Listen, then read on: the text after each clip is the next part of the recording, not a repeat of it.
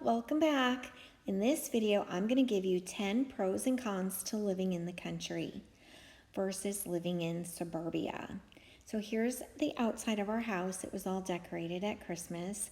It's very rural. We live on 117 acres in a barn dominium. Next up, you're going to see me driving through the downtown. That was our hardware store. Coming up is Family Dollar on your left. Oh, don't blink, you're gonna miss our town. There's 2 gas stations in town, 1 restaurant, and a couple other little local businesses where you can buy like those metal buildings. There's a feed store and there's a liquor store. So we do a lot of ordering on Amazon. Amazon is like my best friend. As you can tell from this picture, we order a lot on Amazon. The other thing you can do for shopping is you can go to the flea market. There is a flea market in one town over, so it's about a 30-minute drive. They have it every month, and you can buy almost everything there, especially used items, home decor.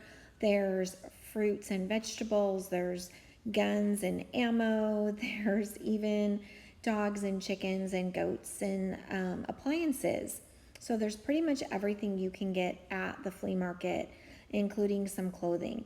I typically don't buy a lot at the flea market, just it has to be the right thing that I'm looking for at the right time. But you can see it's a pretty popular spot for people to go and shop and purchase things once a month. The other thing we do is we plan a lot of our trips to about an hour and 15 minutes away is our biggest town that has bigger grocery stores. There is a grocery store that's pretty little. It's only about a half an hour away. It's just not my favorite store. Here's a really awesome nursery that we have that's about a half an hour away as well. They grow beautiful plants here and at a really great price. It's amazing what a great price they can grow their plants at. So the con is shopping is very limited living out in the country, but the pro is Amazon delivers. You can plan your trips better with more efficient time because we only go about once a week, so we make a big list and we go and we get everything that we need when we're in the bigger town.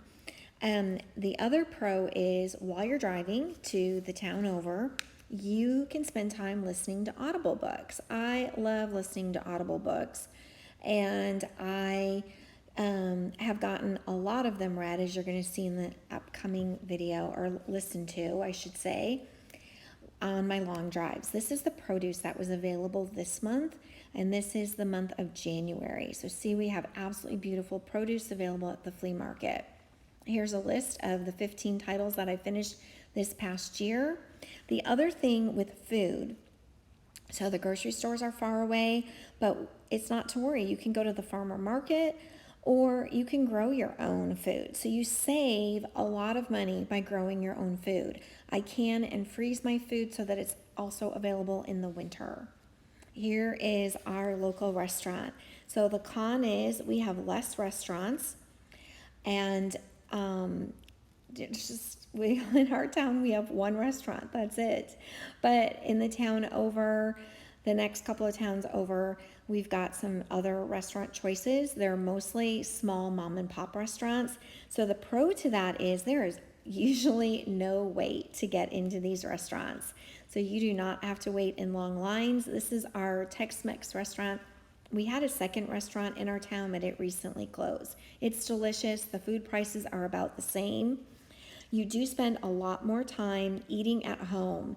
So you save a lot of money by cooking and eating at home versus spending so much money on eating out. These are just some of the things that we cook frequently to stock up and be ready for eating at home. I put a lot of things in the freezer, so when I don't feel like cooking, I can just pop something out of the freezer that I've homemade and it's ready to go. So let's talk about the traffic. Look at this traffic, okay? So there's no traffic. That is a pro. But the con is there's a lot of dirty roads, like dirt roads, gravel roads. So my car, as you're going to see, is always dirty. Here's my car. It is always dirty. because you're driving on the dirt roads. The other con is sometimes we do get into traffic jams. Here's an example of one of the many traffic jams we have, which are the cows on the road. Yes, the cows get out of their pasture at times and they get on the road. And you just kind of have to wait for them to move, or you have to gently kind of beep your horn and nudge them along, and they try to get out of your way as fast as possible. I do not recommend any kind of sports car on these types of roads living in the country. Definitely a small SUV or a pickup truck is what most people drive, and it is recommended with our traffic, our types of roads, I should say, not our traffic. Our traffic is funny at times. The other thing is there's a lot of wildlife out in the country. So the con is you really have to be careful driving at night so that you don't run into any of the wildlife. The pro is you get to see a lot of beautiful animals in their native habitats. There's so many wide open spaces, and you get to see the night skies as I just showed on the previous pictures. The stars are so bright and beautiful, and you can see them so clearly. We get great views of sunrises and sunsets also. We do not have many neighbors close to us. There are neighbors, as you can see when we're driving down this road. There definitely are neighbors. It's just they're not close by. I wouldn't necessarily just walk on over to my neighbor's house and borrow an egg or a cup of sugar. I would hop in my side-by-side four-wheeler and borrow it. So here's another image of the beautiful skies that we have here and the beautiful stars that we can see at night. Here's a picture of me having some fun with our neighbors in their ATV. I do plan my trips to about once a month to get together with friends, do scrapbooking and card making, and I do a quilting bee. I just have a lot of little get-togethers that I do with friends. The air quality you need to be careful with in the country. It can be quite smoky.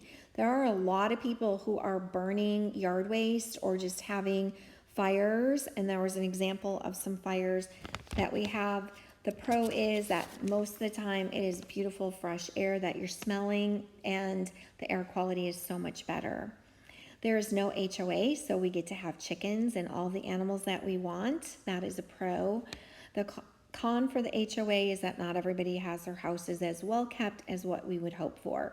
Number 10 is it is hard work living out in the country and on a ranch. You have to do a lot of the upkeep yourself. It's hard to find hired help. The pro is you don't need a gym membership because you've got your full workout right here on the ranch doing ranch chores. You can see that just building things, taking care of the animals, all the maintenance and upkeep, it really keeps you in shape and fit. Another con is the internet. The internet is awful. We have tried doing everything to get the best internet out here, but the pro is we don't waste away our time on devices and social media or gaming. Land is so much cheaper out in the country. That is a pro, but a con is there are so many trees and plants and things that are growing, so therefore your allergies can get quite bad living out in the country. So you have these beautiful trees and beautiful plants which produce great fresh oxygen and great air quality, but at the same time during different pollen season it can be a little bit difficult to spend a lot of time outside. Right now we're having cedar pollen, and the cedar pollen is really kicking my husband's butt. So if you are interested in living out in the country, I would highly suggest giving it a try. It's nice and peaceful. It's quiet, but there are some cons that you need to be aware of that you should overcome with living in the country. Thanks for watching. Please subscribe, like, share, so that you can stay tuned for more great videos to come. Bye.